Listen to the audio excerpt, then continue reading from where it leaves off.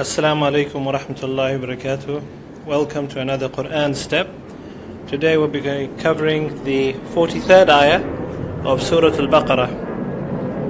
We'll begin with the recitation. A'udhu billahi minash shaitanir rajim. وَأَقِيمُوا الصَّلَاةَ وَآتُوا الزَّكَاةَ وَارْكَعُوا مَعَ الرَّاكِعِينَ.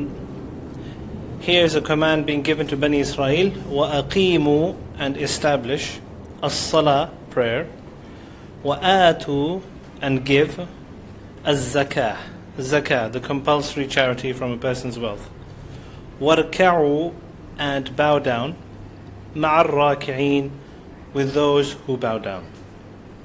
Let's take this in a bit more detail. وَأَقِيمُوا الصَّلَاةَ, and establish prayer. So the ulama point out here that Allah subhanahu wa ta'ala has highlighted prayer in this ayah because it's the greatest act of worship that is done by physical means. So you stand in the salah, you bow down, you sit, you make sajda. All of these are physical actions of the body. And when it says aqimu, establish the prayer, what does establish literally mean? Well, think about an example that you have a school and you're trying to establish a school. So you have to build a building and then you have to recruit the teachers. So you've got to do the stuff on the outside and you have to do the stuff on the inside. If you have a building but you have no teachers, you have not established a school. If you have recruited teachers but you don't have classrooms, you don't have a building, you don't have desks, you don't have chairs, you don't have a school. So a school is only established when it is present from the outside, externally, and internally from the inside.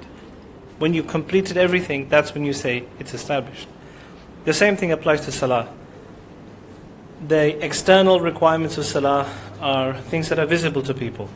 So the wudu, the tahara, the requirement for the place should be clean, it should not be in a forbidden place, the timings, the actions, of course, the standing, the beginning of the salah, the ruku, the order, the ending, the units of prayer, all in accordance with the Prophet ﷺ. These are the external actions of salah.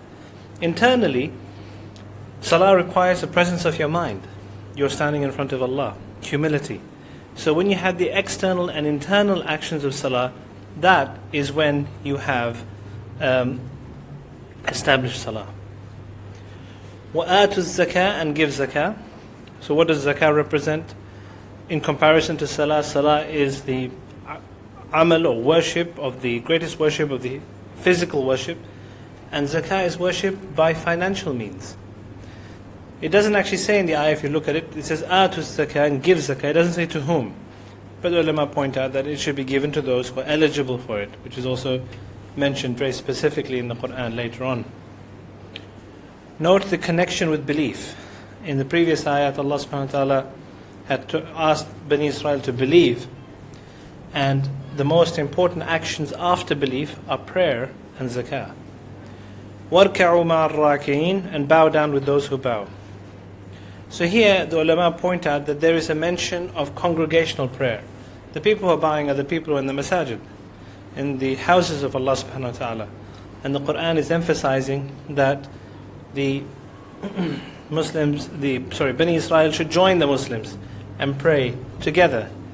And hence some scholars take this as an understanding, though it's a minority opinion, that praying for men in the masjid is an obligation. Why does it just say ruku'? Why does it not say sallu ma'al musallin? Instead it says warka'u ma'al rakin, just do ruku'. Does it literally mean just do ruku'? No, the ulama understand that when a pillar of prayer, when a part of the prayer is mentioned, but the whole is intended, this is a way of indicating and also teaching us that that part is a rukn, or an essential part of the prayer. It's just like in English we say, you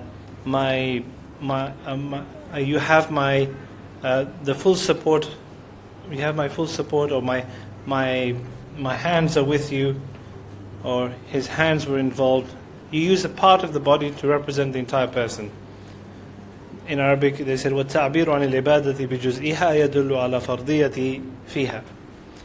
So it just says that expressing a part of an ibadah is a way of showing that that part is an essential part of that ibadah. So we'll just conclude now with the order of verses.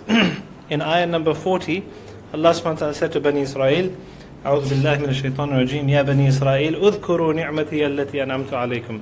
So here Allah asked them to remember the favors He had done to them, and from that they would develop love. And from that love, if someone understands that these are the favors of Allah subhanahu wa ta'ala and they get love, then there will come obedience. So after that, Allah subhanahu wa ta'ala said, وَآمِنُوا بِمَا أَنزَلْتُ مُصَدِّقًا لِمَا مَعَكُمْ. Allah commanded them to believe. And then He also said that this is مُصَدِّقًا لِمَا مَعَكُمْ, something that is confirming what you have. So it is natural and easy. And they should not lose out, because it's something that is in accordance with their Torah, and it's encouraging them. And then Allah said, وَلَا تَلْبِسُوا الْحَقَّ بِالْبَاطِلِ وَتَكْتُمُوا الْحَقَّ وَأَنْتُمْ تَعْلَمُونَ, i.e. don't be corrupt, and don't corrupt the message, and don't corrupt others. وَأَقِيمُوا الصَّلَاةَ وَآتُوا الزَّكَاةَ وَارْكَعُوا مَعَ الرَّاكِعِينَ, in this ayah, and then obey in every single way. Be compliant to the orders of Allah subhanahu wa ta'ala. So the order in which these things are occurring is Allah subhanahu wa ta'ala giving the reason for them to believe, then showing belief is easy, then saying don't corrupt it, and then the final outcome of all of this should be that they should be ready to obey Allah subhanahu wa ta'ala physically and financially. وآخر دعوانا أن الحمد لله رب العالمين.